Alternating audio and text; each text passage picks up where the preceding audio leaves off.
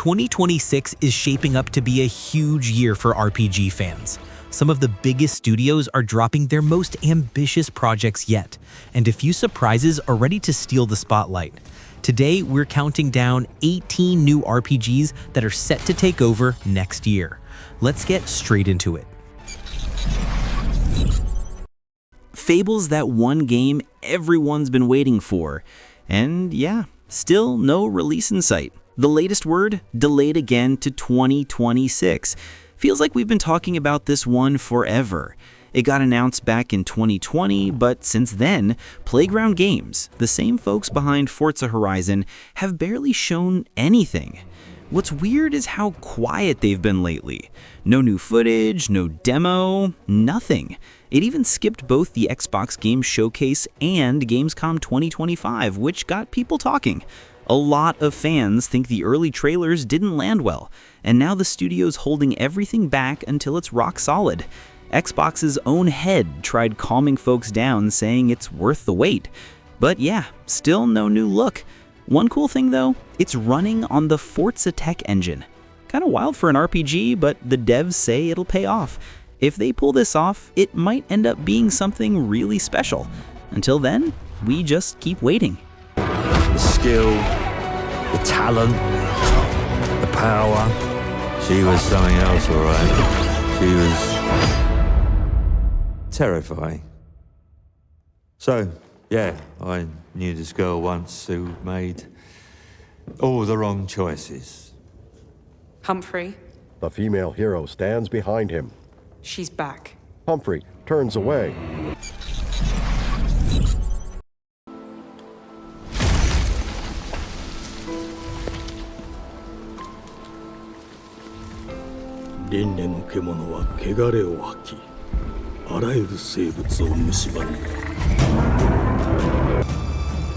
Beast of Reincarnation came out swinging at the Xbox Game Showcase 2025. And honestly, the big surprise wasn't the trailer, it was who made it. Game Freak. Yeah, the Pokemon guys. The same studio everyone's been roasting for years over clunky tech and dated graphics. But this looked next level. The trailer showed a dark post-apocalyptic Japan with that Studio Ghibli-style charm. You play as a warrior named Emma and her dog Ku, exploring this wrecked world. The art direction's beautiful, no doubt, but people noticed some heavy frame drops during the trailer, like noticeable ones. Cue the internet jokes about that being the final build. Some folks think Game Freak might finally break their bad streak and prove they can handle a big, polished project. Others, still skeptical. With their history of shaky 3D games, everyone's watching to see if they can actually pull this one off. Onimusha Way of the Sword is back like it never left, and this time, Capcom isn't playing around. Built on the RE engine, this isn't some old-school remaster, it's a full-blown comeback. The visuals are crisp, enemies look fierce, and combat flows smoother than ever. And for the first time, you're stepping into the armor of Musashi Miyamoto himself, taking on the demonic Genma. Old fans will be happy to hear the soul absorption and classic Isen counterattack are back, but now they've added deflects and parries for that high-risk, high-reward rush. Capcom says it's not meant to break you like a Souls game, just keep you on edge, fast, thrilling, and full of tension.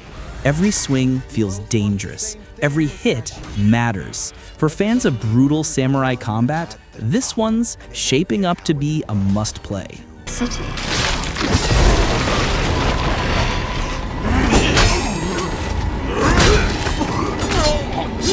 What fearsome power! Be careful! Oh, righteous! And after everything you and your awful kind put him through, too! Were you feeling left out? Here, let me show you something to cheer you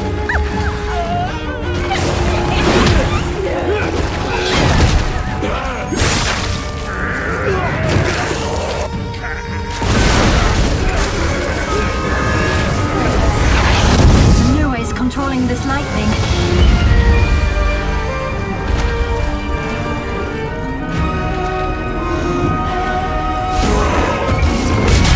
I don't have time for these stupid stupid games!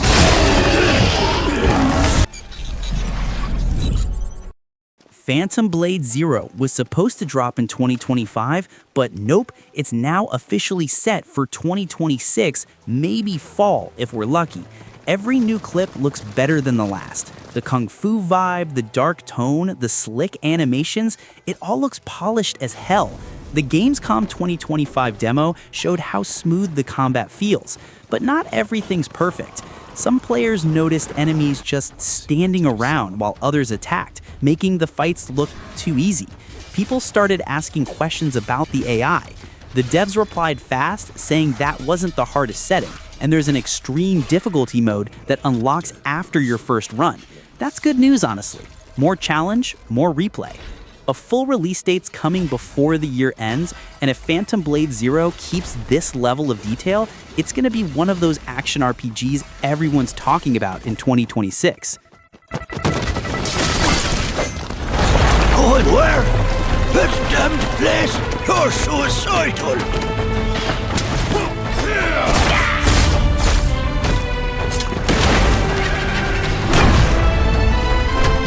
One last toast, and we're all done.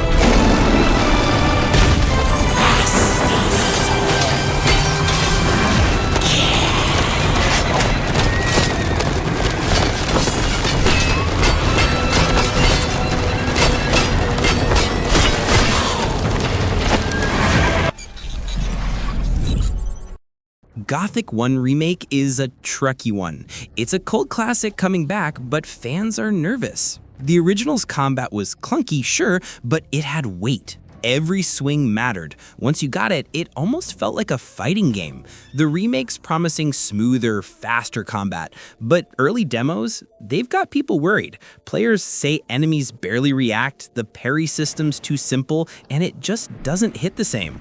But there's good stuff too. The world feels alive now. They've added new dungeons, expanded the lore, and filled in all those empty areas. Over 1 million people already have it wishlisted on Steam, so yeah, expectations are sky high. If they can balance that new fluid style without losing the old soul, Gothic 1 Remake could end up being one of 2026's best.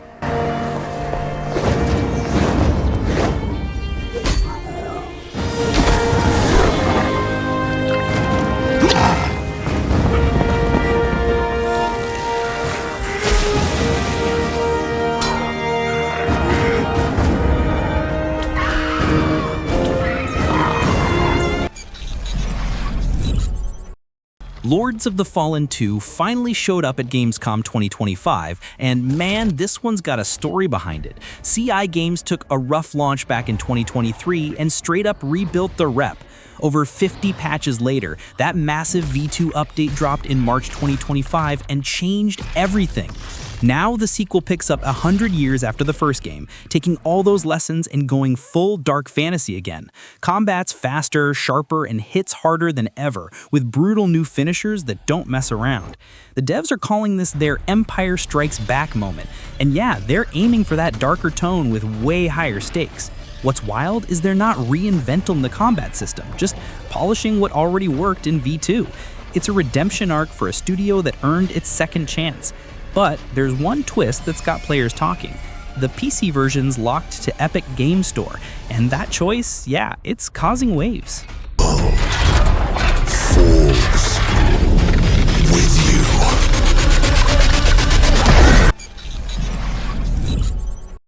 Sea of Remnants is doing its own thing, no question. It's a free-to-play ocean adventure from Joker Studio, part of NetEase Games, coming to PlayStation 5 and PC. The mix here's wild: turn-based fights on land, real-time naval battles at sea. The world's a wrecked ocean full of ruins, drifting ships, and monsters straight out of old myths. You play as a puppet folk sailor with no memory, just drifting through it all, shaping your own fate. There are over 300 dynamic NPCs, each living their own changing story depending on your choices. The look? Bright, gritty, almost graffiti-style chaos. It pops off the screen. In the port city of Orptopia, you can recruit your crew, train them, gamble, brawl, or chill with a game of mahjong. Every choice matters, and the replay value's massive, especially for a free-to-play game. It's stylish, weird, and full of life, exactly what this genre needed.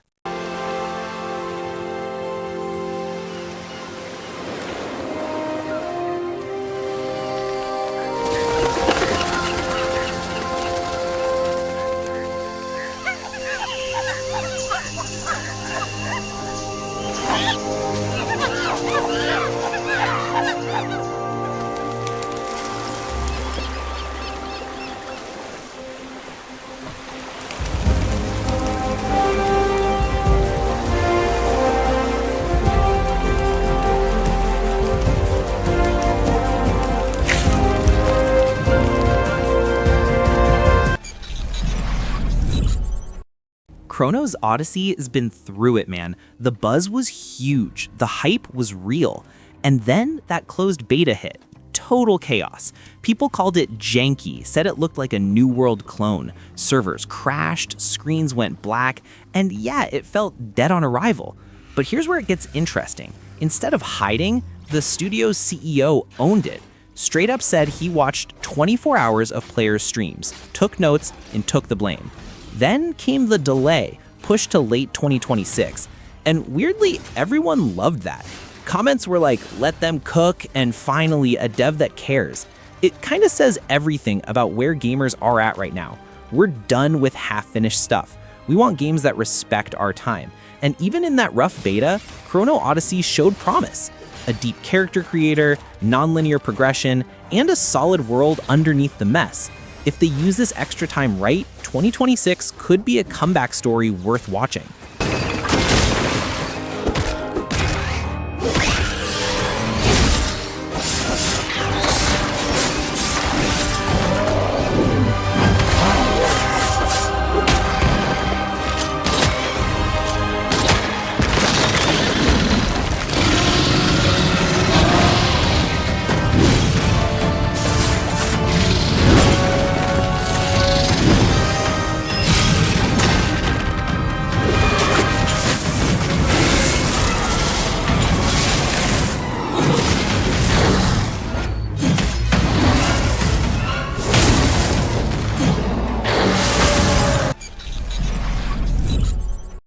Clockwork Revolution finally popped back up after 2 years of radio silence. In Exile Entertainment showed a new gameplay trailer at the Xbox Game Showcase 2025, confirmed it's dropping in 2026, and yeah, it's a day one Game Pass launch.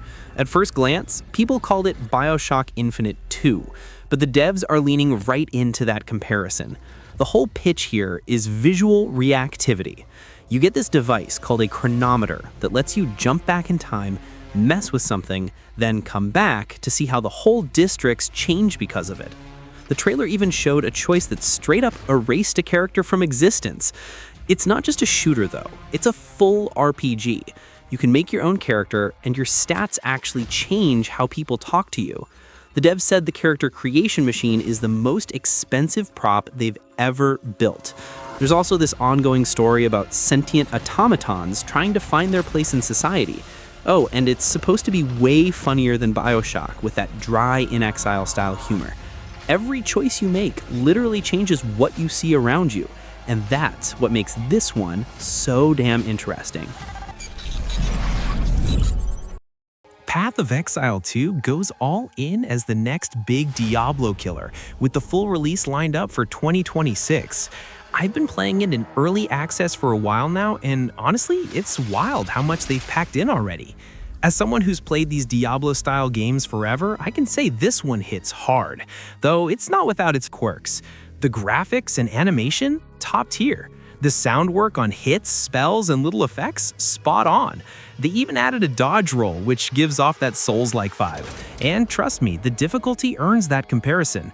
Boss fights can crush melee builds if you're not careful. You've got to really study those skill and passive trees, which are massive and kind of infamous for it. Some players hate that part, but for me, that's where the fun is. The rougher stuff? Servers. Some regions get constant glitches, others run fine. I've only hit a few hiccups in my 40 hours, but still, it's an issue. Then there's optimization. Plenty of people complain on Steam, but on my 460, it ran smooth. The devs clearly love what they're building. They're adding, fixing, changing nonstop, which is cool, but it can throw players off with how often things shift. Bottom line, Path of Exile 2 already outshines the first Diablo for me. It's free to play, it's deep, and when it hits PS5, Xbox Series, and PC in full, it's going to be massive.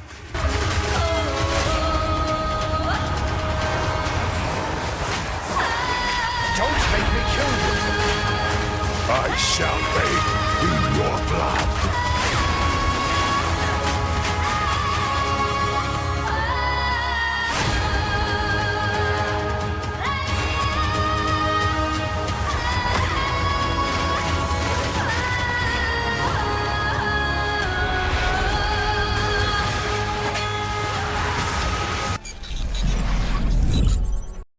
Soulframe is the next big swing from Digital Extremes, the team behind Warframe, and right now it's sitting in a pretty wild spot. They've opened up early access to what they call Preludes, a pre-alpha you can jump into for free, and people are shocked at how polished it feels. For something this early, that's rare. Where Warframe is fast and frantic, Soulframe slows things down. Combat here is more thoughtful, almost Souls-like, where every move and counter matters. It's slower, heavier, and forces you to commit. The one thing fans are side-eyeing? Time gating. That old Warframe system where you had to wait days for gear to finish crafting, no one wants that back. The devs were aiming for 2025, but now they're calling that aspirational, which sounds like 2026 is more realistic. Still, it's a good sign they're not rushing it. If they keep up this level of care, Soulframe could be something special. And they were right. Her blue blood is as old as Alkenstone, as omen beasts, as voicing trees. Each of these with magics no dullard human ever sees.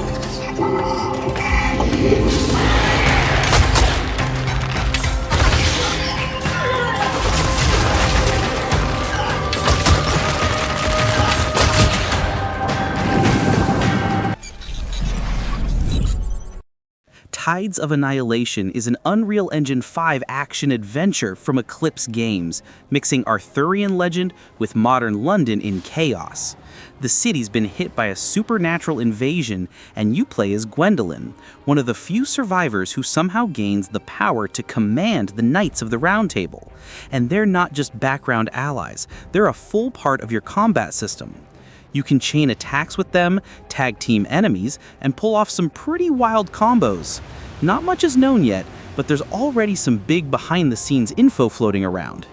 Insiders say Tencent owns 90% of the rights, which could mean a lot for how the game's monetized later.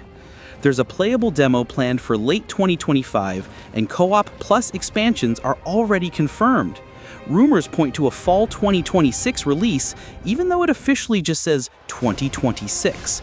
Everything about Tides of Annihilation sounds bold and ambitious, like the kind of game that could really surprise people if it sticks the landing.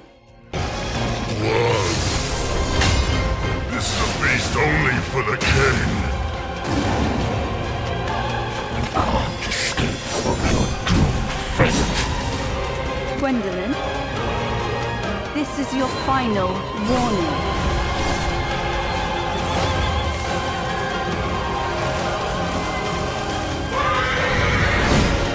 My quarrel lies not with you, but I will take back everything that belongs to me. Even if the price is my soul. Exodus hits that sweet spot of big sci-fi ideas and personal choices that actually matter. It's coming from Archetype Entertainment, a studio packed with old BioWare vets, the same folks behind Knights of the Old Republic. So yeah, expectations are sky high. The wild part is how time works here. Every big move you make burns through time like a resource. You might spend a few hours on a mission, but back home, decades, maybe even centuries pass. Your friends age, your world changes. You come back and everything's different. That's the emotional punch they're going for. The universe itself is already taking shape. There's a tabletop RPG and even a Star Heist web series to set the stage before the main game drops. And you're not fighting aliens in the classic sense. Every creature started as something human or earthborn, twisted into weird hybrids like the Mariyama faction, who literally turn people into living spaceships. It's dark, it's strange, and it's giving off serious Mass Effect vibes, especially with Matthew McConaughey lending his voice to a major role. This one's building massive hype, and it honestly looks like the real deal.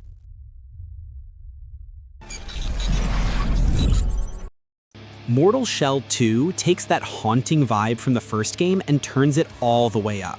Announced at Summer Game Fest 2025, it's darker, meaner, and way more brutal. Cold Symmetry's going for full horror art this time. Monsters that look like someone's worst nightmare brought to life. The combat's still pure Souls-like pain, but they're changing things up in bold ways. The strict stamina system, gone.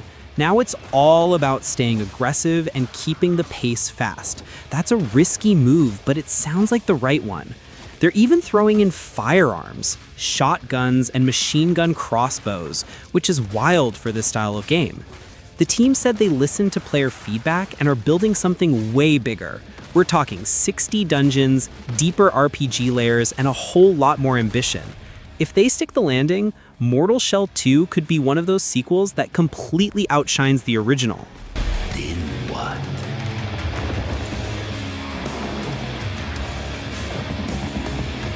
You're no god, but neither have they.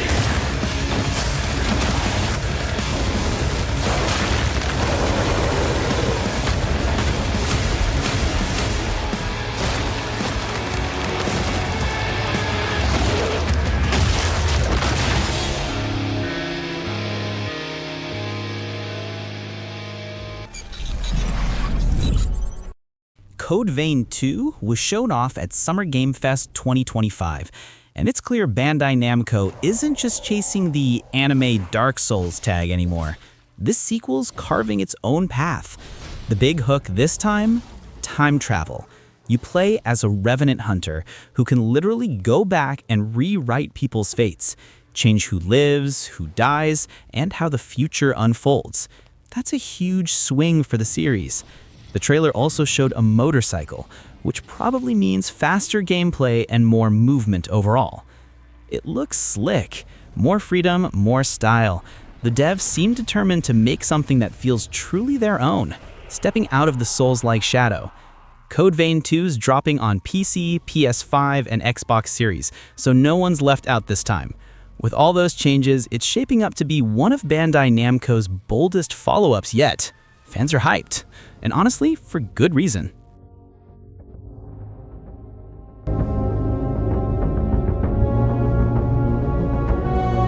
If time were a weapon to wield, could you undo the sins of ruin? In this time, or maybe the next, you'll find how to save us all.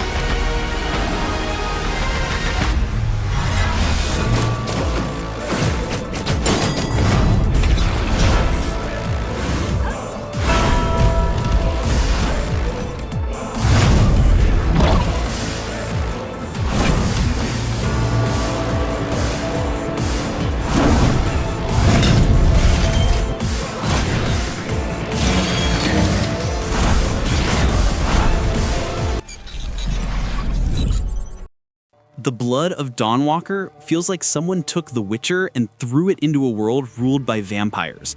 It's the new project from Rebel Wolves, a team of devs who helped shape The Witcher 3 and Cyberpunk 2077, and you can tell they know what they're doing.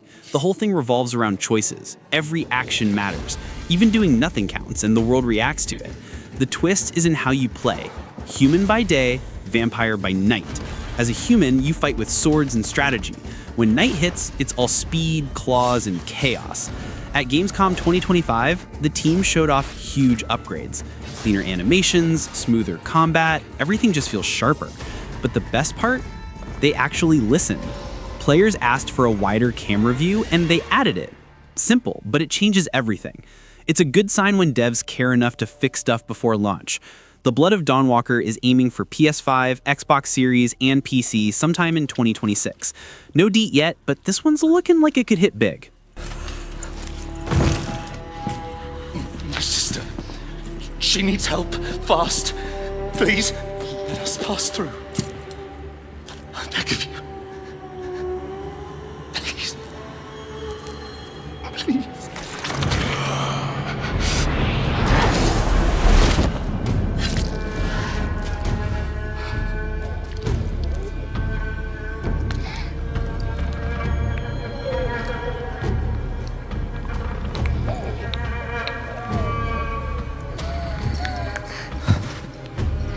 I don't know. How? I am life.